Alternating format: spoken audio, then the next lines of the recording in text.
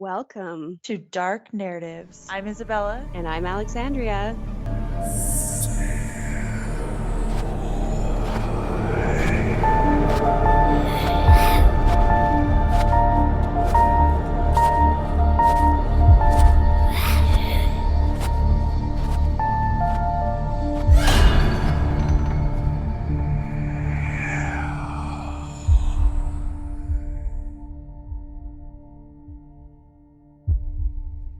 The silver Chevy Malibu was parked in a visitor spot, just shy of the gate at the Huntington on the Green apartment complex. The engine's off and the doors were locked, and it was sitting silent under the sweltering Orlando sun.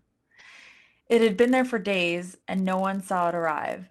No one saw who parked it, but surveillance footage would later show a figure dressed in what looked like a painter's white suit getting out and walking calmly away and disappearing behind a tall fence. The car wasn't supposed to be there. It belonged to Jennifer Keese, and Jennifer Keese was missing. And some dude was driving her car, And some dude was driving her car, yeah. and he just abandoned it there. Yeah. This case is very concerning for many reasons.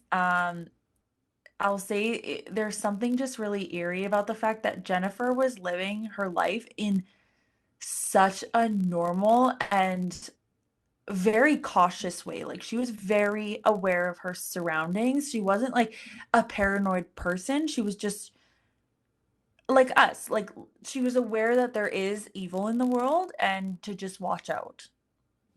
Yeah, just somebody who not ha necessarily has their head on a swivel, but is, yeah, aware. Yeah, like you said, aware. Hmm. Hmm. There are dangers out there. Exactly. So Jennifer was blonde hair, bright green eyes. She's about 5'7", but it was her Tall. energy that truly drew people in. She was funny, she was sharp, very strong-willed, and she was somebody who was just very sure about who she was. And I'll put pictures of Confident. her. She is so beautiful, She sounds beautiful right? and confident. Yes. And although she was only 24 at the time of this all, she was already a UCF graduate and she landed an impressive job at Central Florida Investments. And that was a timeshare company. Oh, so Not she's smart only, too.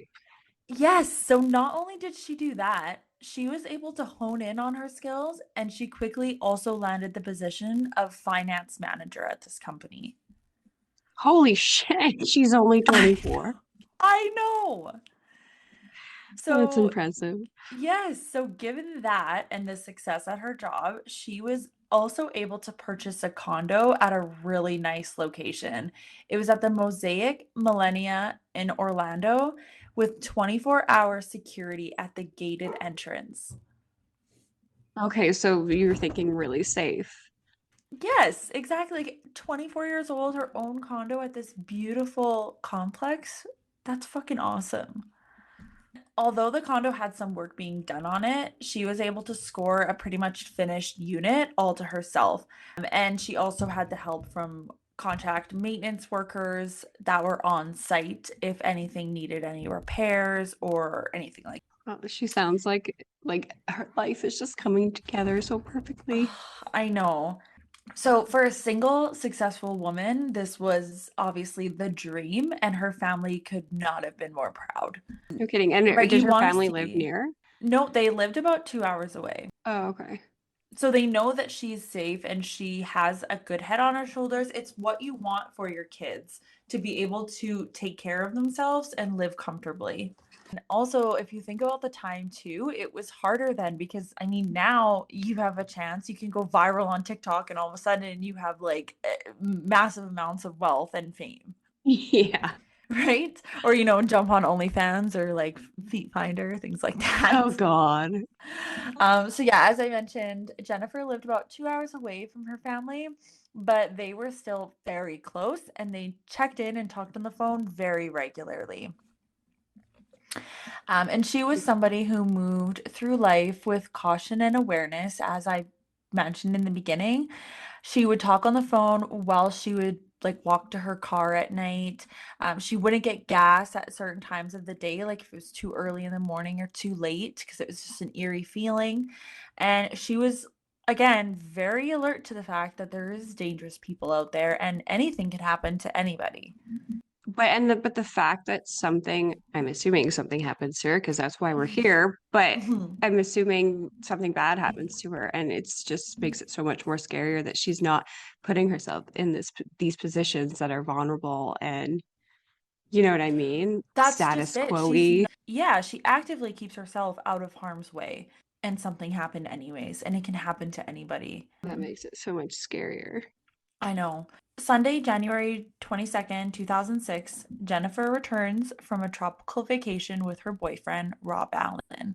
She speaks with her mom on the phone and they talk about how great the vacation was and how much fun she had.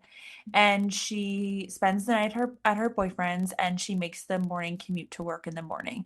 Her boyfriend lives about 3 hours away, so they were doing the long distance for about a year at this point. Oh, so she's not single. She's not single, she lives on her own though. Okay. So yeah, she spends the night at her boyfriend's and she makes the morning commute to work, which she has done.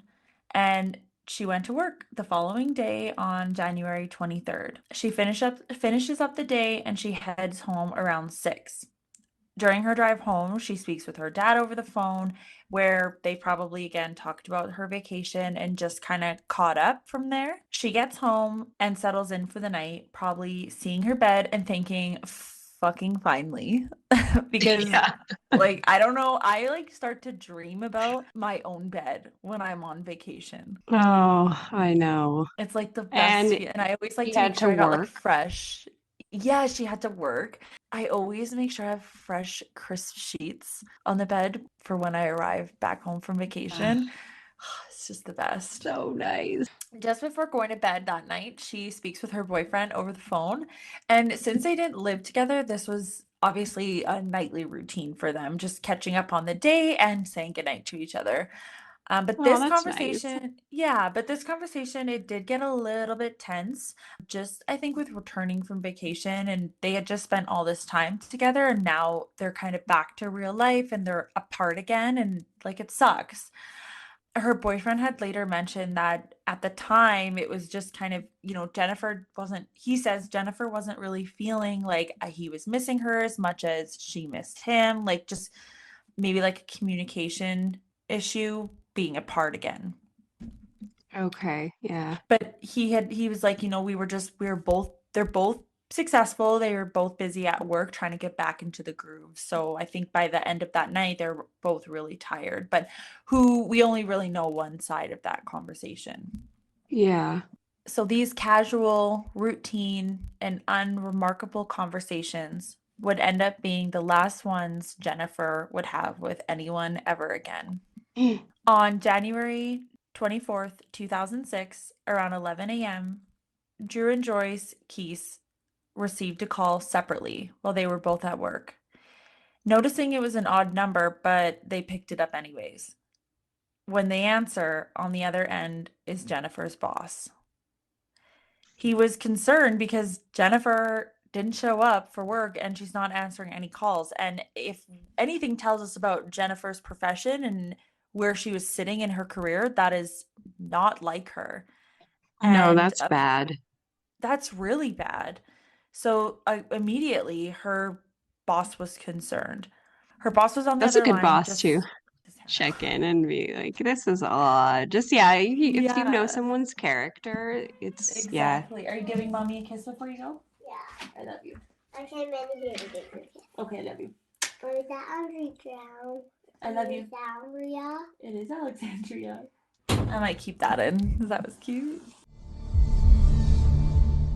Yeah, her boss was just checking in, just maybe her parents knew something that could possibly explain this away.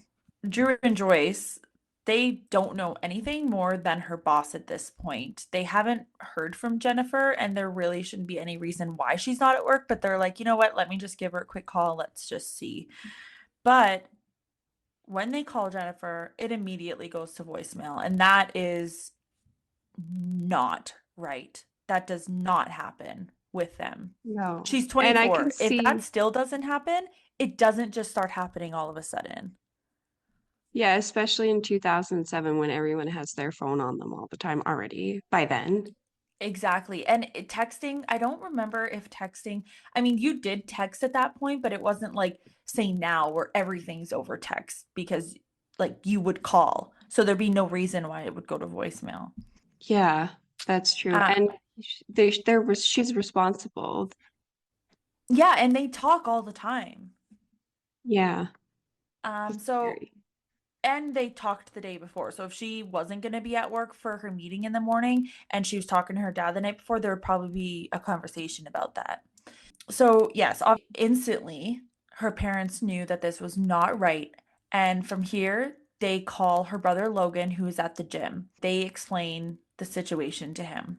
From here, Drew and Joyce waste no time and they jump in their car and head straight for Orlando because whatever is going on, whether it be nothing or something, they want eyes on the situation. They want to be right there because they can't get a hold of her. Her phone's off, which is not right. No, your gut would be falling out of your They, butt. yes, they knew something was seriously wrong. It's not like they called and the call went to voicemail and then they left a message and they're like, I'm just giving, she's an adult. I'm giving her a minute to give me a call back. Maybe she wasn't, maybe she's doing something. It immediately went to voicemail.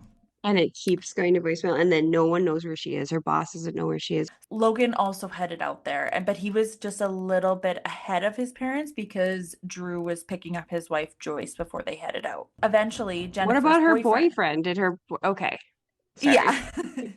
So, Kind and of out of order. eventually Jennifer's boyfriend, after receiving calls from both Joyce and Logan at this point, because they're headed out there, they find out that Rob also hasn't been able to get a hold of her, but he was thinking that, she did have a meeting that morning and she's trying to get back into the groove of work. Maybe she just is busy and was going to call him back. So he was Mhm. kind of hoping for that. So he said, he made a couple attempts to reach out to her, but he hasn't heard back from her.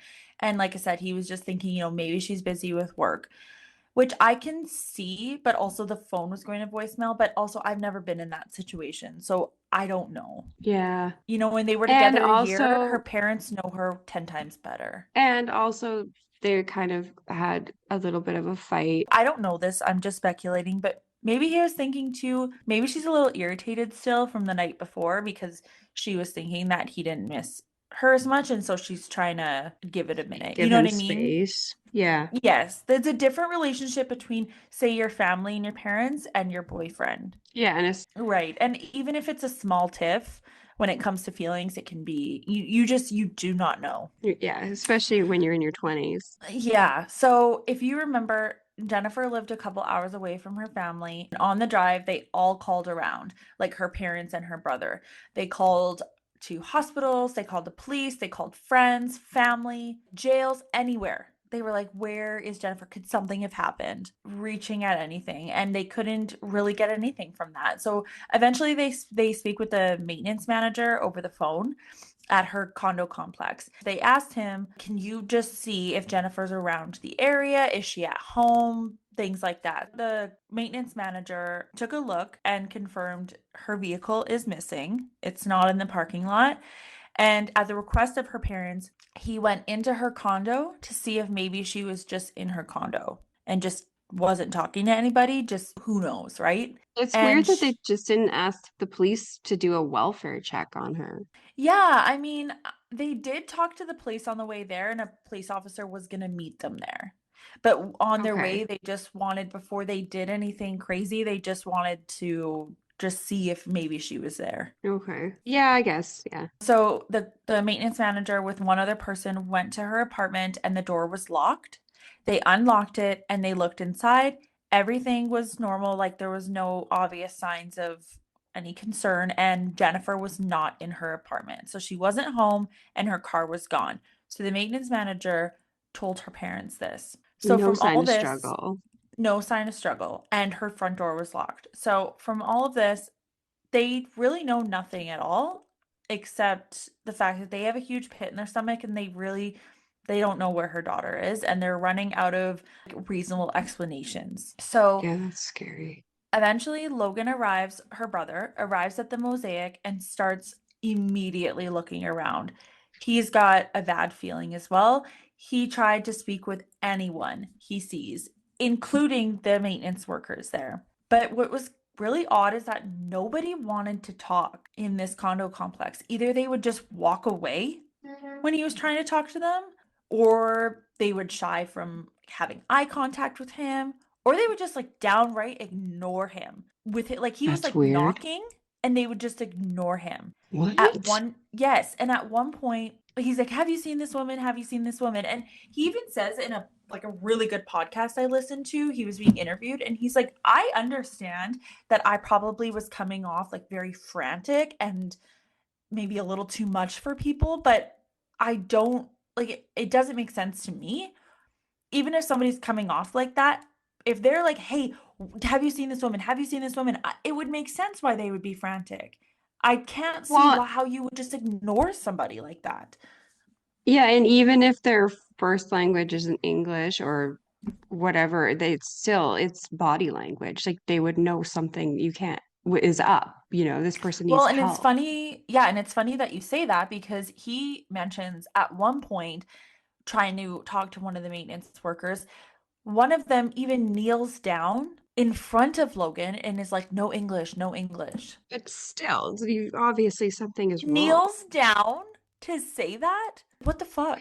It's so weird. What made it even more concerning is that Drew, Joyce, and Logan, they were already well aware of these workers here. So a lot of them were like contract workers and undocumented. So there wasn't a lot of information about these men. And her family didn't know these workers by name. They knew them through conversation that they had previously with Jennifer. Oh, Past conversations raised enough concern with her family that her dad had set a strict rule for her, being 24 years old, living on her own. He's like, if any of these maintenance workers so much as say a single word to you at all, you call me immediately. what? So just a Like, dad that's just like, yeah, he what can say was like she call the telling police, them? but well, and we'll get into that. Okay. So, as this is not something you're going to say to your 24-year-old daughter, if it's not evident something was off here, Jennifer had mentioned more than once to her family that whenever she left her place and walked to her car, the workers would just stop what they're doing and stare. Their eyes would just Ew, follow her move. gross. We'll get into a little bit more about some other conversations and other things that came up with them, but this is where we're at right now. She had also That's so mentioned, unsettling. I know, she had also mentioned that some of the workers appeared to be living in the vacant condo complexes. So they were working there, but they would stay on property as well. Okay. Were they squatting or they actually, that was No, part of they their were allowed contract? to. But remember, like a lot of them are undocumented. There's not a lot of information about them. So this was an ideal situation for them. No kidding. And I really can't imagine the fear and the ball in your stomach when you're thinking back to these conversations with your sister and you're trying to talk to these people and they are refusing to even look at you. Yeah, especially when you already know that they were trying to talk to your sister and they were staring at her, and now Making all of a things sudden they can't see uncomfortable. you. Yeah. Hmm. Hmm. So eventually, Drew and Joyce, her parents, they arrive at the mosaic to start looking. Hearts pounding and probably feeling like they were gonna vomit. They meet an officer there after calling one on the way over, like I mentioned. And I can imagine holding their breath, the officer and her family step into Jennifer's condo. And just as the maintenance manager said on the phone, everything was normal. But it's possible that everything was too normal. It was glaringly clear to Drew and Joyce that Jennifer had been there just that same morning, and something may have happened after she walked out of her front door, locking it behind her. Oh yeah, unlocking it. Clear to them, Jennifer got up that morning, had a shower, and she got ready for work like she did every day. She left her sink a mess with her products. She left a towel out from her shower that was literally even still damp. Hmm. So they got to the apartment, the condo complex around 3. Okay. So she must have had a shower and just dropped her towel. You know when you don't hang it up and it still holds all the moisture? Yeah, but even when The you hang a towel, it could still be damp. 100%. So her towel's still damp, her PJs laid out, and some other clothes laid out. Like she was, getting ready for the day. Yeah. Her purse, phone, iPod, keys, even Logan's friend's phone that she was gonna mail out back to Logan was gone. So Logan had been there while she was away on vacation with some friends, and a friend left a phone there. So he had said, "Hey, can you mail this phone out so I don't have to drive out?" So she got everything ready that morning. Seemingly, she walked out of the door, locking or out of her condo, locking the door behind her, and nothing after that. And then there's just zero traces of her. 0. Is it possible something happened to her? Something happened on the way to her vehicle that morning, but the police really didn't seem to think so or really want to look into it further. What? To them, it was clear that instead she just left on her own and she would be back because, she's an adult after all and things don't happen to adults. What the hell, guys? Hmm. But although the police saw things differently, nothing about what was happening made sense or led to their daughter just leaving on her own without saying a word, at least to them. They knew, as parents often do, and as you see so much in cases, they knew in their soul that this was the beginning of something much darker than they could even imagine. Yeah, they know their daughter. Despite the police turning the other way at this point, by 5 p.m. the same day she was reported missing, the family and friends of Jennifer, including Rob, started canvassing the area and had missing persons flyers made up, and they were at the busiest road near her condo distributing these flyers and talking to anybody that would talk to them. This, like they got on top of that shit. With Jennifer's parents making their presence unmistakably known, the police seemed to be more compelled to go with what they were saying. Jennifer didn't just take off, and they began the investigation that same night. But it took that much for them. Like, come Yes, on. exactly. Initially, they were like, no, she'll be back. And the family was like, fuck that. I'm causing the biggest uproar that you cannot turn a blind eye. Yeah, because it's going to come down to the police being the one who've been held Mhm. accountable. Exactly. And even though they did start this investigation that night, we'll see down the line that they didn't just drop the ball here, they dropped the ball in many ways. That's so Luckily, frustrating. this family is incredibly resilient and take this on themselves, but we'll get to that. But this is not before the police shrugged their shoulders and walked out of Jennifer's condo, offering no plans to secure her home, preserve potential evidence should their theory not plan out, no guidance for the family that already knew in their bones something was wrong here. Not even offered to keep an eye out for her. This is where I return to where I left you at the beginning. Thursday, January 26th, just 2 days after anyone had heard or seen Jennifer, the police receive a call. On the other end is a tenant from the Huntington on the Green condo complex, only about a mile away from the Mosaic complex where Jennifer lived. So about 15 minutes walking, I believe. They explained they were watching the news and noticed a similar vehicle had been sitting in their parking lot for a couple days. So they Uh-oh. called it in. And this is where things blow up. Police swarm the area and confirm this is Jennifer's missing vehicle. They seize her vehicle and they start immediately combing the area. They're utilizing the efforts of dogs, boats, helicopters, ATVs, and horses. They're looking all over the area. Efforts from canvassing the area, although didn't turn up many clues as to where Jennifer is, they were able to at least get a vital piece from the cameras on the property. The And how discovery of many days Jennifer's after? 2 days. So it took them 2 days to finally get their shit together.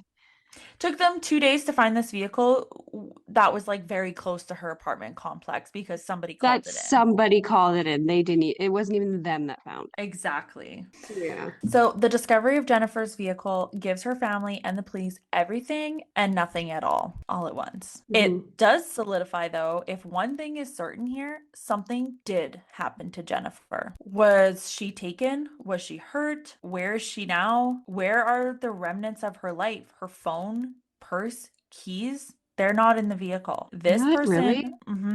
This person parked the vehicle and walked away. They must have had her keys, right? That's what I think. They just cleaned the car out. They took everything with them. Was the person who parked it just a piece of what happened to Jennifer? Did they meet someone else after parking it? Did they walk back somewhere? Were there any other cameras? There's just a lot of questions. Regardless, questions the family had just 2 days prior became much, much darker. Let's get into the footage found. On January 24th, around 12 p.m., so the same day she went missing, Hmm. surveillance shows Jennifer's Malibu pulling into the Huntington on the Green condo complex parking lot. Whoever was driving it turns into the parking stall near the pool area and even takes time to adjust their parking. Eventually What? satisfied, they park, they turn the vehicle off, but they don't get out right away. Like what was this? My question is, what was this person doing in the vehicle before leaving it? If it was not Jennifer, why did they take time to adjust the parking? Why didn't they just park it and get out as fast as they could to avoid being seen? Yeah. Or were they taking more measures, like wiping the vehicle down? I don't know. Yeah, or like trying to turn her phone off or something like that.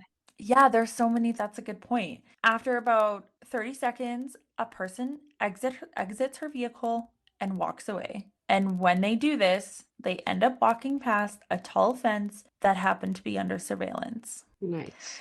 Yeah, at first glance, you really don't see much, but when you watch it back, you can see the person was wearing, to me anyways, an all white jumpsuit. I immediately thought, okay, he looks like he's wearing a painter's outfit or something like that. Like But somebody who would be working on a condo and doing yeah, renovations, doing renovations, construction. something like that. That's immediately what I thought. I've seen a lot of people think the same thing, but also some people have seen completely other things about what he's wearing. But if you go back and watch this footage, it is very hard to see. Okay, It gotcha. is a light outfit though. Regardless though, you cannot see their face. And just as fast as the person casually walks past the fence, they're gone. There's no alarming indicators as to who this was.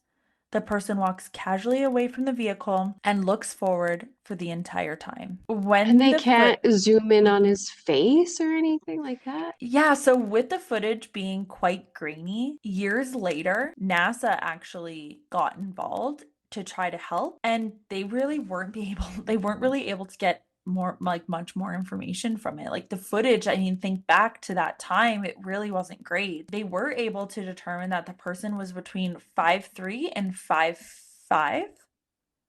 Oh, They so they're broke short. the Yeah, they broke the images into pieces. Like at each time the person passes a wrought iron part of the fence, snaps a picture just to see if we can get anything from it, and there's really not much.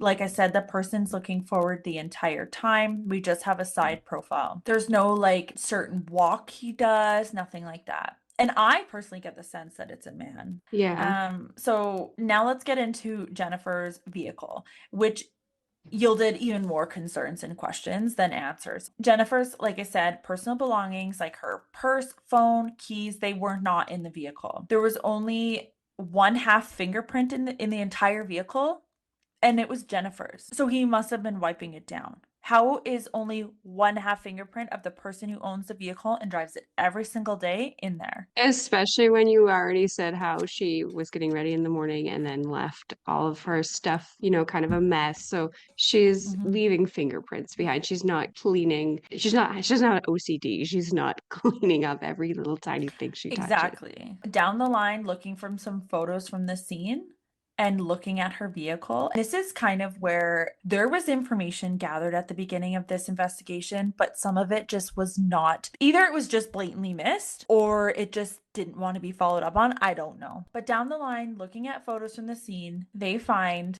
And you can see on the vehicle, on the hood, there's drag marks, and you can almost see fingers. Like What somebody was pushed onto the hood and dragged. the hell? So it's very clear here something freaking happened. Again, further on in the investigation, later, when her parents get it, they see in the photos, okay, there's a boot print in the rug by the gas pedal. It's much larger What the than hell? Jennifer's foot and a boot she wouldn't even wear. And they didn't even pick this up the first time. They said there was half a Nope. fingerprint.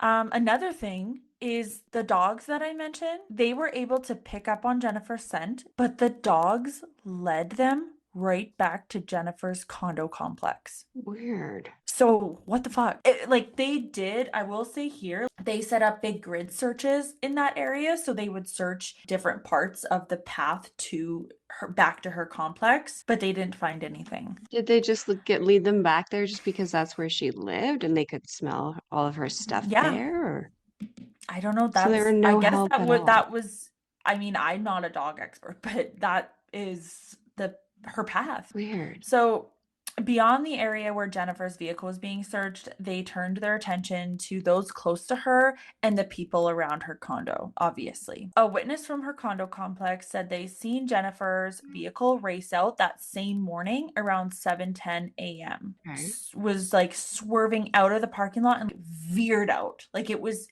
like a panic drive. And does she ever leave her place that early for work? I mean, yeah, I would think so. She was getting ready in the morning, yeah. Okay.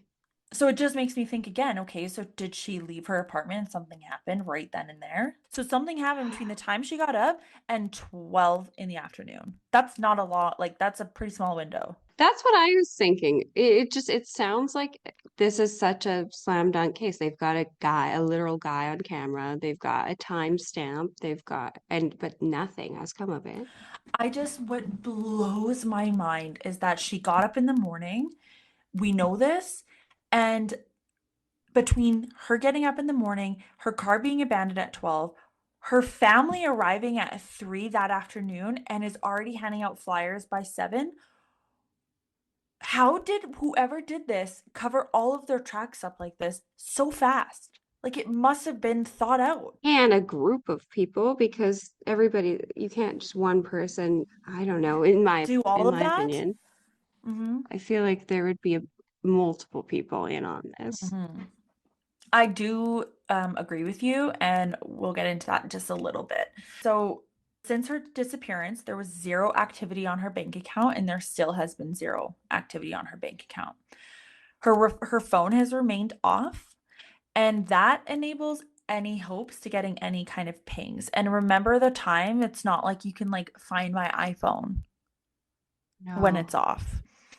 And if you remember, there was also a guard at the gate of her entrance because it was supposed to be under security.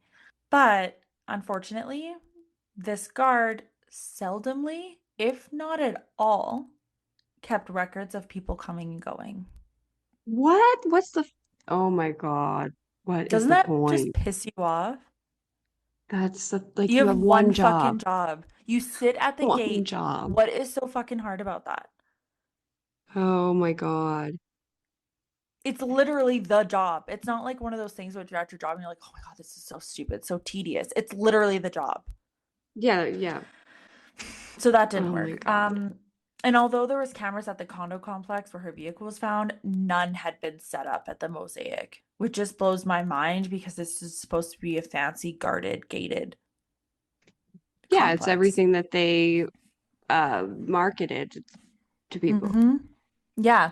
And like I said, they set up searches along wooded areas. There was lots of search teams set up, but shown everywhere on the media. So everybody's seen her. And of course, they spoke with Rob, her boyfriend at the time, and they spoke with other people in her life.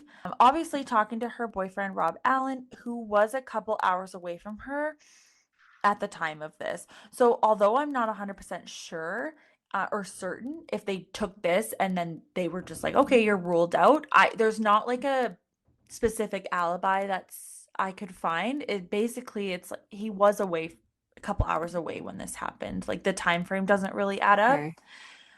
They also spoke with her parents and her brother. Again, They were a couple hours away from her. Yeah. And the last time anyone talked to her was at night The before night she went to before. bed. Hmm.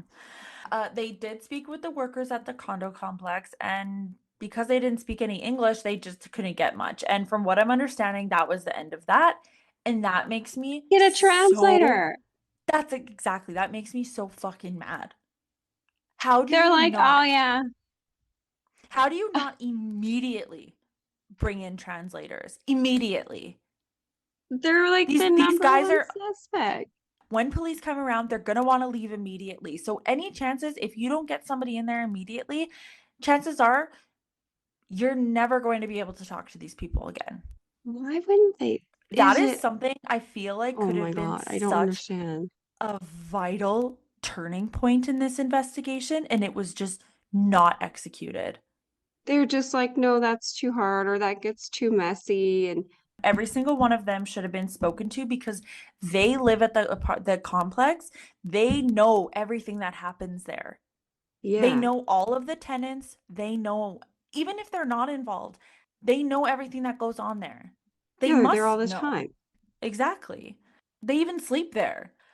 Anyways, that's like, yeah, it's really irritating. I really feel like something could have came from this, but here we are. And like I said, we've already talked about how some of them were there legally, and if you don't get on it right away, they're probably going to leave. It just sounds like it would be bigger work. There's something that it would be bigger work for them Mhm. to talk to them than it Yeah. would. And it's just ridiculous because there's a woman I that's don't missing according understand how we don't have statements from each fucking one of them. And then when you go back and look at the books, well, they're not there anymore. And also, there's no records because they were undocumented. Oh my God, what a So they're just mess. ghosts Yeah. that she was scared of. So, anyways, yeah, we could go, you could go on a tangent about this for so long. Like, it really bothers me. And it also turns out that Jennifer is not the only female in that complex to feel uncomfortable by these men. Yeah, no Some of shit. them, yeah, with some of them, like because of their behavior and similar to how they were treating Jennifer when she would pass by, there were some reports that two would be out in the parking lot at like ungodly hours, like 3 a.m. Doing what? Dude, I don't know. Looking One in claimed windows. I don't know about all of them, but there are some you could go down a rabbit hole of all these different things that different reports because it wasn't like okay, so one claimed that he had a girlfriend in the complex, but the woman never saw his girlfriend. Another reported that some of them would be like taking pictures and lurking around, like just being Ew, fucking weird. disgusting. And people like even after she disappeared, there was still reports of odd behavior from some of them. And I want to preface here that a lot of these reports they came out later on. It's not something that they found out right away that there was all these like additional reports of feeling uncomfortable. Yeah, okay. In 2009, they did interview one of the workers named Chino, who was literally in prison at the time of interviewing him for Oh statutory my rape. God. Ew, oh, what? Ew. So, already not a fucking great person to have on the earth. And this is 2009. So, she went missing in 2006. They're just interviewing somebody because of this guy named Chino because somebody who saw the footage really felt like, okay, I think that's Chino who worked there. So then they go Who's and now interview in him. jail? Who's now in Who can, jail, who's done something terrible. and can he speak English? Yep, they did talk to him. And he said he really doesn't know what happened to her. And he took a polygraph test and he passed. And that was kind of it. Like there was Huh, nothing to really put him there that he did it, you know? There's really no evidence to, yeah. So that's that was weird. it. Hmm. I feel Her like he probably parents, wouldn't lie. right? Like he's already in the, yeah, yeah. I feel like he wouldn't be a great liar, but I don't know everything about that interview. I know that they did look into him for a certain amount of time, but obviously nothing came of it because we're here. Um, her parents set up a website, jenniferkeese.com, to bring in any tips and offer a reward for helping find her. Oh, There's and we'll also share that, right? yes, we'll see here at the end that her parents are, this is very active for her family. Very. They still do interviews to this day. And Really? you know what? I'll get into it. I'll get into it. These parents, I've is incredible what they have dedicated to this. So there was also a tip line, but to no avail. For years, the family has been left to wait and trapped in a silence that has stretched on for years, never That's so slowing sad. down. I know, never slowing down their searches and efforts to find out the truth for good or for bad. They keep going. After little movements for years, and again, the burden seemingly falling on the family to do all the work and seek justice and answers for their daughter, they tried to have her case file classified as a cold case. Because if you do this, you have more resources that immediately become readily available. So maybe they Oh, could I didn't find know out that. more. Yeah, so the family really wanted that, but the police, they received so much pushback from this from the police that they were like, "Oh no, this is very much an active case. We're working on this like every day." So they would But they not weren't. determine it a cold case. Yeah, but later we find out that that was not the case and it was actually sitting there collecting dust for the most part. That's fucked up. In 2010, the case was passed down when Detective Wright was taken off of the case. In 2016, Jennifer was officially declared dead by the state, and Oh, frustrated, the family made an incredible move here and they sued the police department in Orlando. And they did this in effort to gain access to the entire case and take complete control of it because they weren't doing anything. is that even legal? Well, I'll tell you. The family was like, fuck you. I will do this then. Yeah. Newly appointed chief of police was like, okay, I'm going to give my detectives a 6-month deadline to bring notable progress to the case for the family. And if they can't do that, they will hand the case over with every piece of documentation and video footage on a condition that if that happens, they will step down completely from this. Okay. Eventually, they couldn't bring any notable progress. So the Keese family won their case. Oh, With good. that, they gained access to the entire investigative file, which was over 16,000 documents and 67 hours of footage. Holy shit. And that's why we find more information that was gathered in the beginning but never touched until they got their hands on it and was like, this is blaringly obvious here, but nothing was done with it. What the hell? So thankfully this happened, and once they had these files and they went over them with a fine-tooth comb over and over with their private investigator, they found out the fucking police let the file literally sit and collect dust from 2012 to 2019. Oh my God. So in that time, the family was like, we really want to make this a cold case. We really feel like we can find out more and do more for Jennifer. Please help us do this. They were like, oh no, it's active. And they're lying the whole And they were time like, for 7 years. yep. Oh my God. So while the family was dedicating their lives to find out the truth and hoping that police had their back at this point, they didn't. So That's by so this frustrating. time, the family spent over $500,000 Holy shit. in trying to find their daughter. And it wasn't over, and it's still not over.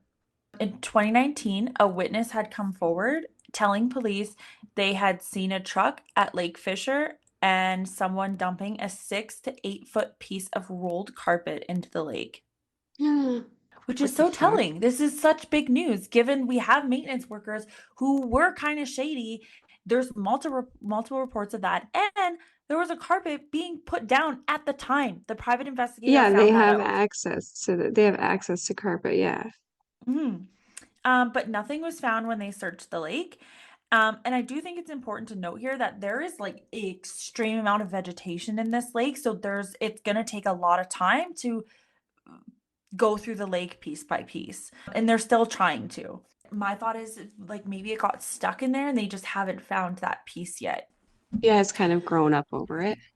Exactly. In 2022, Florida Department of Law Enforcement, they ended up stepping in when the family reached out. So they stepped in to offer their support as well. And to this day, as we speak, her family is still working around the clock to fight for Jennifer. And they have literally made it their job and their mission to find their daughter. Literally, they are the leads on this. That's insane. So they've quit their job to do this 24/7. This is their job, yes. That's I'm gotta not sure be if like so they do some taxing. other stuff on the side, obviously, and then do this, but they have really made this their job. Drew, her dad said, he said, I don't want to go to my grave not knowing where my daughter is. And that just makes Oh, me want to throw up. that's so sad. That's heartbreaking. From the start and even now to this day, the burden of seeking justice or simply just finding Jennifer for good or for bad has really fallen on the family. And the way they have taken this on, despite the massive roadblocks that they've had to face from the very beginning, they have not slowed down and continue to go, even when I imagine they want to just completely crumble under this weight. The family does have some thoughts of what maybe happened to Jennifer. One is that she was possibly abducted and trafficked. Yeah. Oh God. Yeah. That's horrible. That has some validity to it, I think. Michael Toretta is the family's PI and has been working very closely with the family and going through all of the investigative files, believes that one or more of the maintenance workers were involved. There was about 10 that lived on the property. Okay. And the theory is that Jennifer maybe came out of her condo, turned her back to lock her door, and was taken from there. I believe that. Right? It's real. There's validity in that too. On Reddit, I didn't go too much on Reddit, but somebody had mentioned that maybe there's a possibility that Jennifer is hidden somewhere on the property of the condo complex because there's work being done and there was many workers there, many maintenance workers. That's what I was thinking, that they like put her Mhm. underneath some concrete or something like And that. nobody can find her. I know. And the And the dogs live dogs right came back back. there. Yeah.